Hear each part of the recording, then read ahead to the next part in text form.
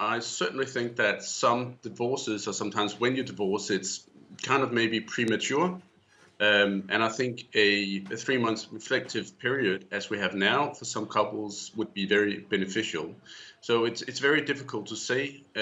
However, what I think is that we need to provide help to couples, whether they just want to reflect and remain marriage, or if they want to really divorce. So they're really in a different position to what they were previously, when they might have lacked knowledge as to how to best be caretakers of their children or cooperate with their ex-spouse. So the course that you've designed is available on an app. It requires a 3-month, as you say, a sort of course which couples will go through before they're able to finalise their divorce. In there, it includes, of course, advice from experts on how to communicate better. Is this course about discouraging people from getting to the stage of divorce, or is it simply about trying to make divorce a little bit less painful, particularly for children? Well, it's basically to counter the well-known adverse effects of divorce. So the intention is not for them to remain married, but it is better actually to put them in a better position.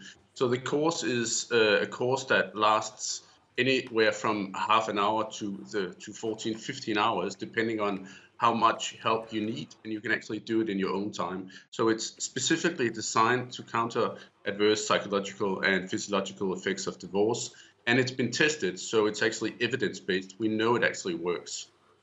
In terms of helping parents to try and communicate a little bit better, to try and lessen the potentially damaging effects that you're saying of divorce on children, how do you design an app to try and do this? What sort of advice are you giving in an app on this? Well, that's a very good question. What we've actually done is we have looked at the available research, and then we have designed a digital platform consisting of 18 learning modules that target specifically the areas which is very difficult to divorces. It can be how to communicate with the next spouse, but also understanding more about yourself and your own reactions, and knowing and be able to identify the reactions of your child, and knowing how to communicate and cope with those.